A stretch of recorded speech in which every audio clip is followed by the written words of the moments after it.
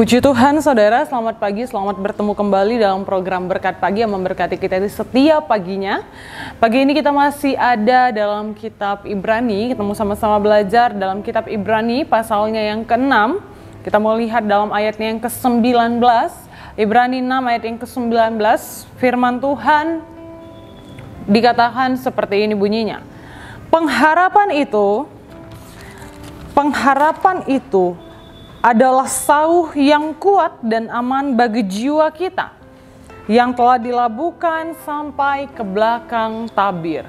Kita cukup sering mungkin atau cukup sering baca firman ini ataupun dengar firman ini. Bukan ayat yang asing bagi kita, saudara. Dan kita tahu dalam kehidupan ini semua orang butuh yang namanya sebuah kepastian. Semua orang butuh yang namanya sebuah kepastian dalam hidup. Entah itu untuk memulai sesuatu, atau untuk mempertahankan, ataupun untuk tetap bisa melangkah maju ke depan.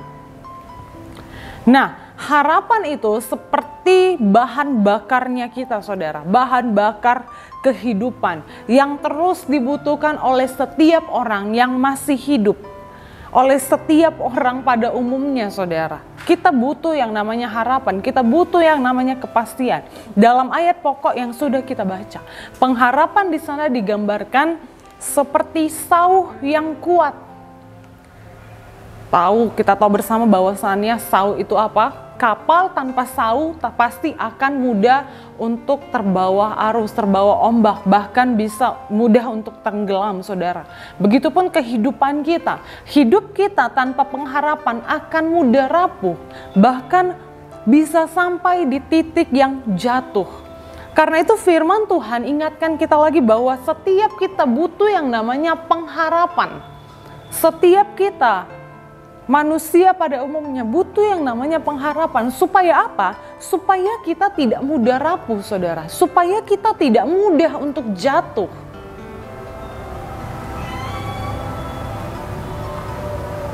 Lalu harapan yang seperti apa yang dimaksudkan firman Tuhan yang harus kita miliki sebagai anak-anak Tuhan? Jelas, harapan di dalam Tuhan Yesus Kristus. Dan mengapa kita harus berharap dalam Tuhan Yesus Kristus? Mari kita mau baca di ayat sebelumnya, yaitu ayat yang ke-10, saudara. Firman Tuhan dikatakan, sebab Allah bukan tidak adil, sehingga ia lupakan pekerjaanmu dan kasihmu yang kamu tunjukkan terhadap namanya oleh pelayanan kamu kepada orang-orang kudus, yang masih kamu lakukan sampai sekarang. Mengapa, saudara, kita harus berharap di dalam Tuhan Yesus? Karena Tuhan Yesus selalu memperhatikan, bahkan mengingat bagaimana kita hidup, bagaimana pekerjaan kita, dan bagaimana kita berlaku di dalam kasih kepada saudara-saudara seiman kita. Dan di dalam Tuhan Yesuslah kita akan beroleh jaminan hidup yang pasti. Amin. Kita beroleh jaminan hidup yang pasti, yaitu hidup yang kekal. Di awal tadi saya sudah singgung bahwa semua orang butuh yang namanya kepastian.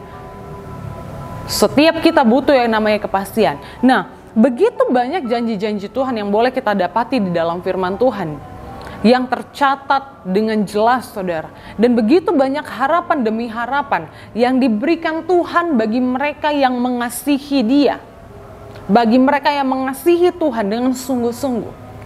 Dan jika kita mau terima janji-janji Tuhan itu dan hidup di dalam pengharapan Kristus, hidup di dalam pengharapan Tuhan, maka yang harus kita lakukan ialah, mari kita baca ayat yang selanjutnya, ayat yang ke-11 sampai ayat yang ke-12. Firman Tuhan dikatakan, tetapi kami ingin supaya kamu masing-masing menunjukkan kesungguhan yang sama untuk menjadikan pengharapanmu suatu milik yang pasti sampai pada akhirnya, agar kamu jangan menjadi lamban, tetapi menjadi penurut-penurut mereka yang oleh iman dan kesabaran mendapat bagian dalam apa yang dijanjikan Allah.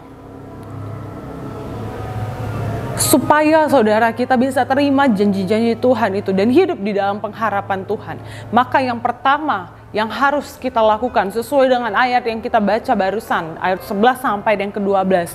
Yang pertama ialah menunjukkan kesungguhan kita bahwa pengharapan itu adalah suatu milik yang pasti. Suatu milik yang pasti, yang tidak akan gagal, yang tidak akan berubah, dan yang tidak akan mengecewakan kita. Amin. Tidak akan mengecewakan kita. Yang kedua ialah menjadi penurut-penurut dalam iman yang benar, yaitu kebenaran yang sesuai dengan firman Tuhan, sesuai dengan Alkitab. Dan yang ketiga, jika kita mau terima janji-janji Tuhan, jika kita mau tetap hidup dalam pengharapan Tuhan, menerima setiap kepastian dalam hidup ini, maka yang ketiga ialah kita harus punya kesabaran untuk terus menanti janji-janji Tuhan. Karena kesabaran, tadi dikatakan di ayat yang ke-12, menghasilkan sebuah upah sehingga kita mendapat bagian dalam apa yang dijanjikan Allah. Dalam apa yang dijanjikan Allah. Saudara yang diberkati oleh Tuhan, seperti yang sudah saya katakan tadi di awal, bahwa setiap kita selama kita masih hidup, kita butuh sebuah pengharapan. Dan Yesus datang menawarkan kepada kita sebuah harapan yang pasti. Bukan sekedar untuk menyenangkan hati kita sesaat, saudara. Melainkan ini adalah harapan yang pasti. Janji yang pasti. Yang ya dan amin, saudara. Karena itu mari kita mau berharap dalam Tuhan Yesus Kristus. Dengan adanya pengharapan yang kita miliki di dalam Yesus Kristus, di dalam Tuhan kita, maka itu akan membuat kita tetap bertahan dalam hidup walaupun di tengah kesulitan, di tengah banyaknya tantangan, di tengah banyaknya hal-hal yang menurut kita bisa melemahkan iman kita. Namun kalau kita punya pengharapan, yaitu pengharapan di dalam Tuhan Yesus Kristus, maka kita akan tetap kuat menjalani setiap kehidupan ini.